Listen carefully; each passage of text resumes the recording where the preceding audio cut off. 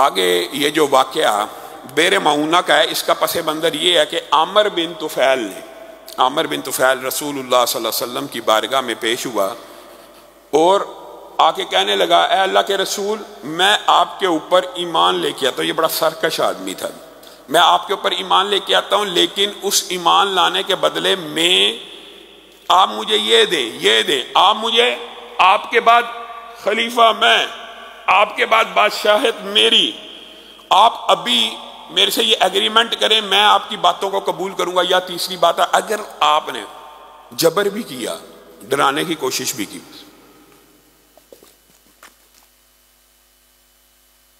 اگر آپ نے میری یہ بات نہ مانی تو میں 1000 جنگجوؤں کو لے کے آپ کے اوپر چڑھائی کر دوں گا۔ احد کے بعد آپ کو بتایا تھا کہ مختلف قبائل نے یہ سوچا کہ ان کی طاقت جو ہے کمزور ہو رہی ہے تو ہم ان کے اوپر حملہ آور ہوتے ہیں، تو رسول اللہ صلی اللہ علیہ وسلم نے حکمت عملی کے ساتھ ان کو مختلف آپ کے سامنے باتیں رکھی تھی کہ دستے روانہ کیے۔ اسی صورتحال سے فائدہ اٹھانے کے لیے یہ عامر بن طفیل رسول اللہ کی بارگاہ میں آیا کہ شاید اس ٹائم رسول اللہ کو قوت اور طاقت کی ضرورت ہے، احد میں شکست ہو چکی ہے یا احد میں بہت سے صحابہ شہید ہو گئے ہیں، تو میں جا کے اس ٹائم بارگیننگ کرتا ہوں۔ تو رسول اللہ صلی اللہ علیہ وسلم مسکرانا شروع ہو گئے۔ نبوت کا یہ مقام نہیں ہوتا کہ کسی سے اس طرح کی بارگیننگ کر لی جائے کہ میرے بعد تو خلیفہ ہوگا، یہ تو ایمانیات کا مسئلہ ہوتا ہے کہ خلافت اللہ رب العزت نے کس کو دینی ہے، اور اس کے جو شرائط ہیں وہ بھی قرآن پاک میں موجود ہیں کہ صاحب علم ہو، صاحب تقوی ہو۔ اس وقت یہ ہمارے ہاں جو معاشرے میں چلا ہوا ہے، جس کو مرضی وزیر اعظم بنا دیا جائے، وزیر اعظم یا ریاست کا یا تخت رسول کے وارث کی ایک شرط یہ بھی ہے کہ وہ عالم بھی ہو، اس کے پاس علم دین بھی ہو۔ یہ بات تو ہر ضمنی طور پہ ہے، تو رسول اللہ صلی اللہ علیہ وسلم نے اس کو انکار کر دیا، وہ چلا گیا، لیکن اس نے اپنے دل میں یہ بات رکھ لی اور رسول اللہ صلی اللہ علیہ وسلم کے خلاف شدید جنگ کرنے کا ارادہ رکھتا۔ اس کا چچا رسول اللہ کے پاس آیا، اس کا نام ابو برا، بعض روایات میں مختلف نام، مالک، ابو برا مالک کے حوالے سے یہ بات ملتی ہے کہ وہ رسول اللہ کے پاس آیا اور اس کا چچا ہی تھا، اور آ کے اللہ کے رسول کو کہنے لگا مختلف باتیں۔ تو رسول اللہ نے اس کو بھی اسلام کی دعوت دی، تو اس نے اسلام کے خلاف کوئی بات تو نہ کی، نہ اسلام کی فیور میں کوئی بات کی، لیکن ابو برا کہنے لگا کہ اے اللہ کے رسول، اگر آپ میرے ساتھ چند علماء، چند قراء، چند حفاظ اگر بھیج دیں تو وہ نجد میں جا کے دعوت دین دیں گے تو آپ کا دین پھیل جائے گا۔ تو رسول اللہ صلی اللہ علیہ وسلم نے کہا مجھے اس بات کا خطرہ ہے کہ کہیں عامر بن طفیل اور اس کے قبیلے اور ارد گرد کے لوگ ان کو شہید نہ کر دیں۔ تو برا نے کہا میں اس کا چچا ہوں، میں ان کو امان دیتا ہوں، میں ساتھ لے کے جاتا ہوں۔ اب مجھے بتائیے، یہاں پہ بھی رسول اللہ صلی اللہ علیہ وسلم خطرے کا اظہار کر رہے ہیں اور اس چچا کے کہنے کے اوپر 70 حفاظ بھیج رہے ہیں۔ اگر رسول اللہ صلی اللہ علیہ وسلم کو علم ہوتا کہ ان کے ساتھ بد عہدی ہونی ہے، بھیجتے؟ کوئی بندہ اپنے ساتھی اس طرح شہید کرواتا ہے؟ لے گیا۔ برا نے، بعض روایات میں یہ بات ملتی ہے کہ ابو برا جو ہے وہ بنیادی طور پہ حقیقت میں ان کو امان دینا چاہتا تھا، لیکن چونکہ سردار اور اس وقت قبیلے کی کمان عامر بن طفیل کے ہاتھ میں تھی، تو وہ جیسے ہی اس کے علاقے میں پہنچے اس نے بنو عامر کو آواز دی ان کو تحقیق کیا جائے، تو ابو برا نے روکا، ہرگز نہیں، یہ میری امان میں ہے۔ تو اس نے پھر بنو سلیم کو آواز دی، انہوں نے اس کی آواز پہ لبیک کہا اور ان صحابہ کو تحقیق کرنا شروع کر دیا۔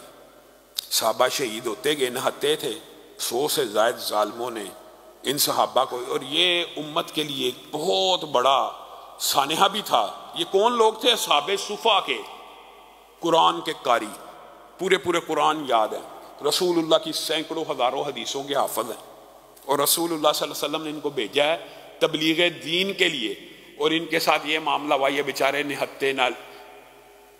ہمیشہ اسلام میں یہ دو گروہ پیرلل موجود رہے، یہ بھی بات یاد ہے، ایک محدثین کا، ایک مجاہدین کا۔ محدثین جہاد بھی کرتے رہے، لیکن بالعموم جو محدثین یا دین کے طلبہ ہوتے ہیں وہ جنگ و جدل کے ماہر نہیں ہوتے، جہاد کرتے ہیں لیکن وہ مہارت نہیں ہوتی جو مجاہد میں ہوتی ہے۔ تو یہ بیچارے بری طرح مقابلہ کرنے کی کوشش بھی کرتے رہے، لیکن کسی کو نقصان نہ پہنچا سکے، ہتھیار بھی نہیں تھے، نہتے تھے۔ ان 70 کو بے دریغ انہوں نے، بنو سلیم نے جب قتل کرنا شروع کیا تو ان میں سے ایک جو صحابی ہیں حرام بن ملحان، ان کو جب شہید کیا گیا، جبار نے اپنا نیزہ، جبار بن سلمہ نے اپنا نیزہ ان کی پشت میں مارا، تو جب نیزہ پشت میں داخل ہوا، دل کو پھاڑتا ہوا آگے سے نکل گیا، تو انہوں نے ایک جملہ کہا، اور یہاں سے اس جملے کی ابتدا ہوئی مسلمانوں میں. جیسے میں نے آپ کو بتایا 2 رکعت کی ابتدا خبیب بن عدی سے ہوئی، اور اس جملے کی ابتدا یہاں سے بھی. جب ان کے سینے سے وہ نیزہ پار ہوا تو کہنے لگے فزت ورب الکعبہ. اب بتائیے آزمائش اور تکلیف اور درد کا اس سے بڑا میدان کیا ہو کہ بندہ شہید ہو رہا ہے اور بندہ مر رہا ہے. شہادت جو سمجھتے ہیں ان کے لیے تو یہ بات الگ ہے، لیکن ان کے لیے، کفار کے لیے، کہ ایک بندہ مر رہا ہے اور مرتے ہوئے کہہ رہا فزت ورب الکعبہ، اللہ کی قسم، رب کعبہ کی قسم، میں کامیاب ہو گیا. تو جبار بن سلمہ کانپ اٹھا، یہ کیا جملہ ہے؟ پھر پوچھنے لگا یہ اس نے مرنے سے پہلے کیا کہا؟ اس نے کہا کہ میں اللہ کی بارگاہ میں پیش ہو رہا ہوں، میں کامیاب ہو گیا. تو جبار بن سلمہ اسی ایک جملے کی وجہ سے اسلام کو قبول کر لیتے ہیں. اسی ایک جملے، خود شہید کی ہے اور خود ان کے سامنے ایک صحابی نے یہ جملہ کہا، خود اس جملے سے متاثر ہو کے بعد میں اسلام قبول کیا. یہاں پہ محدثین نے اس واقعے کے نیچے ہر بڑی لمبی چوڑی صراحت کی ہے، جو کئی مرتبہ آپ کے سامنے رکھ دیتا ہوں ایک روین کے طور پہ، کہ شہید جو ہوتا ہے نا، حقیقت میں جب وہ شہید ہو رہا ہوتا ہے اس کو اتنی درد بھی نہیں ہوتی، حدیث کے الفاظ ہے جتنی چونٹی کے کاٹنے کی آپ کو اور مجھے درد ہوتی، اتنی درد بھی نہیں ہوتی. پھر اس کے جو فضائل اور مناقب ہیں کہ خون کا قطرہ نہیں گرتا، اللہ گناہ بھی معاف کرتا ہے، خون کا قطرہ نہیں گرتا، اللہ جنت کا ٹھکانہ اسی دنیا میں دکھا دیتا ہے. یہ شہید کے لیے اعزاز ہے. خون کا قطرہ نہیں گرتا، اللہ تعالیٰ عذاب قبر سے محفوظ کرنے کا اعلان کر دیتے ہیں. خون کا قطرہ نہیں گرتا، اللہ تعالیٰ اپنی بارگاہ میں پیش کرنے کا فرشتوں کو اعلان کر دیتے ہیں کہ ڈائریکٹ اس کو لے آؤ. کوئی عذاب قبر نہیں، کوئی وہ جو معاملات دنیا کے اندر دیگر عام امتیوں کا جو برزخ کا معاملہ ہے وہ اور ہے، شہید کی برزخ کا معاملہ اور ہے. شہید کو اللہ تعالیٰ نے اسپیشل یہ ایک پروٹوکول دیا کہ اس کو مردہ بھی نہیں کہنا، حقیقت میں ہے بھی نہیں، اس لیے ہے عالم برزخ میں. زندگی شہید کی بھی عالم برزخ ہی کی ہے. شہید کا مطلب یہ ہے کہ زندہ ہے، لیکن اس کا یہ مطلب ہرگز نہیں ہے کہ وہ زندہ ہے تو اس کی جو بیوی ہے وہ بیوہ ہی نہیں ہوئی، یا وہ آگے شادی نہیں کر سکتی، یا اس کی وراثت تقسیم نہیں ہونی. بعض لوگوں نے عجیب و غریب فلسفہ میں جی شہید زندہ ہیں جی، جمعرات کے دن اپنے گھروں میں آتے ہیں جی، جو اولیاء اللہ ہیں، جو مومن ہیں، یہ جی جمعراتوں کو اپنے گھروں میں آتے ہیں. یہ کیسا فلسفہ؟ یہ یعنی ان روایات سے یہ اخذ کر لینا، اگلی باتیں اپنی طرف سے، جمعرات کی جمعرات آتے ہیں جی، جمعرات کو ہمیں یہ کچھ نہ کچھ پکانا چاہیے. بیچارہ شہید اپنے گھر آ رہا ہے، یا ولی یا مومن، بیوی نے دوسری شادی کر لی ہوئی ہے، اجازت ہے شریعت کی طرف سے. شہید کی بیوہ کو شادی کی اجازت ہے کہ نہیں؟ اولیاء اللہ کی بیوہ کو بھی اجازت ہے. یہ گھر آ رہا ہے جمعرات کے دن، بیوی نے شادی کی ہوئی ہے. اب بتائیں یہ اللہ تعالیٰ، یہ ان لوگوں نے کیا مذاق بنایا ہوا ہے. یہ عقیدے کی بھی اصلاح ساتھ ساتھ، یہ مطلب نہیں ہے کہ شہید زندہ ہے تو وہ اس دنیا میں زندہ، زندہ وہیں پہ ہے، بلکہ اس زندگی کا خد و خال بھی رسول اللہ نے بیان کر دیا کہ پرندوں کے کالم میں اس کی روح کو ڈالا جاتا ہے، ایسے خوبصورت پرندوں کے کالم میں کہ عرش کے نیچے قندیلیں لٹک رہی ہیں، ان کے اندر آ کے شام کو سو جاتے ہیں، اور صبح ہوتی ہے تو جنت کی چراگاہ میں چرنا پھرنا شروع کر دیتے ہیں. کوئی عذاب قبر نہیں، اللہ کی بارگاہ میں سیدھا پیش ہو گئے. اور ان بیر معونہ کے شہداء کے بارے میں رسول اللہ صلی اللہ علیہ وسلم نے کہا، انہوں نے اللہ رب العزت کی بارگاہ میں جا کے کہا کہ نبی کریم کو بھی ہمارا پیغام دے دیں. اور اگر آپ غور کریں قرآن پاک حدیث نبویہ سے، تو یہ مقام بھی شہداء کو ملا سب سے زیادہ. 99% جو پیغامات شہداء نے اللہ سے مطالبہ کیا کہ دنیا میں پہنچا دیے جائیں، وہی قرآن پاک اور احادیث میں پہنچے. عام اولیاء اللہ انبیاء کا کہ واقعات اس طرح صراحتاً نہیں ملتے. ہاں شہید کا واقعہ ملتا ہے. ان شہداء نے بھی اللہ رب العزت کی بارگاہ میں جا کے کہا کہ نبی کریم کو بھی اطلاع کر دیجئے کہ جب ہم آپ کی بارگاہ میں پیش ہوئے تھے تو آپ ہم سے راضی تھے، اور آپ نے ہمارا جو اکرام کیا، اے اللہ ہم آپ سے راضی ہو گئے. تو رسول اللہ صلی اللہ علیہ وسلم نے ان کا یہ پیغام بھی صحابہ کو پڑھ کے سنایا.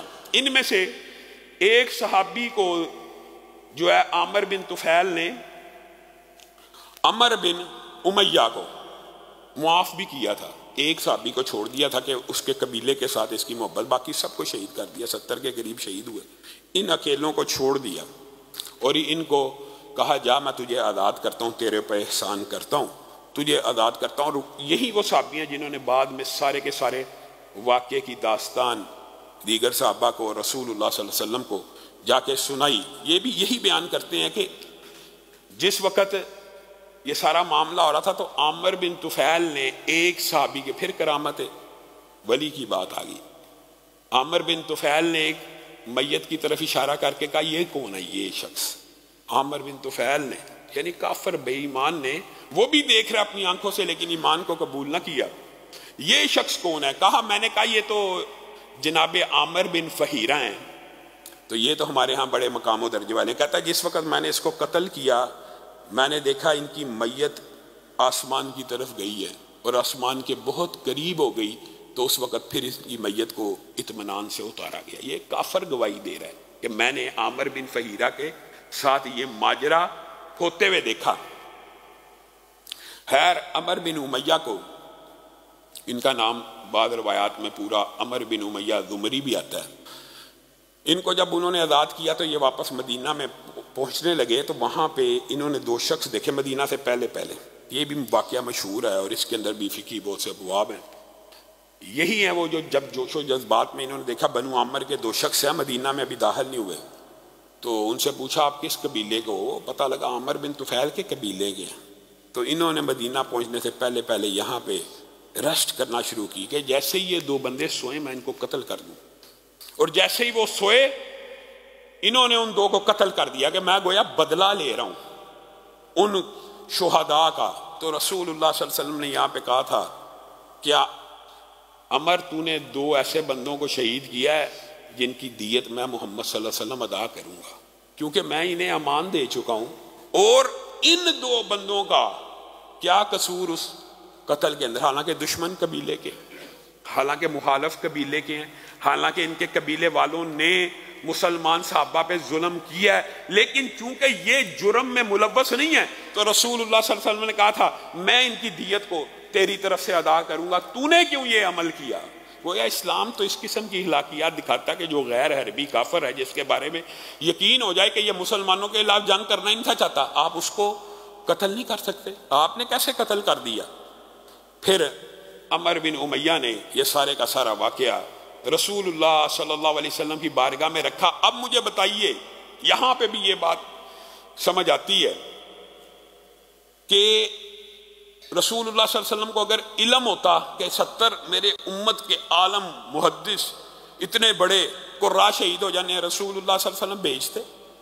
اور پھر جب عمر بن امیہ نے آ کے رسول اللہ صلی اللہ علیہ وسلم کو سارا واقعہ بیان کیا نا، تو رسول اللہ صلی اللہ علیہ وسلم اس واقعے سے اتنا غمگین ہوئے تھے۔ یہ بات بھی سمجھ لیجئے، یہ وہ وقت ہے کہ جس وقت رسول اللہ صلی اللہ علیہ وسلم نے 5 نمازوں میں، 5 فجر ظہر عصر مغرب عشاء، 5 نمازوں میں 30 دن پورا ماہ لگاتار ان لوگوں کے خلاف بد دعا کی، لگاتار بد دعا کی۔ صحابہ کہتے ہیں عجیب معاملہ تھا، فجر ہوتی رکوع کے بعد رفع دین کرتے اور ان کے لیے بد دعا شروع کرتے، ظہر ہوتی رکوع کے بعد رفع دین کرتے ان کے لیے بد دعا کرتے۔ پورا ایک ماہ رسول اللہ صلی اللہ علیہ وسلم نے ان بے ایمانوں کے لیے بد دعا کی، اور رسول اللہ صلی اللہ علیہ وسلم نے نام لے کے بھی کہا اللہم اکفینی عامرہ، اللہ مجھے عامر کے شر سے، ہمارے صحابہ کو عامر کے شر سے بچا۔ تو اللہ رب العزت نے عامر کی گردن کے اندر ایسی گلٹی پیدا کی جو طاعون نما تھی، اور رسول اللہ صلی اللہ علیہ وسلم نے وہاں پہ بیٹھے بیٹھے صحابہ کو اطلاع کر دی اللہ تعالیٰ نے میری بد دعا کو سن لیا اور اس کی گردن میں ایک ایسی گلٹی پیدا ہو گئی ہے جس کی وجہ سے وہ مر جائے گا۔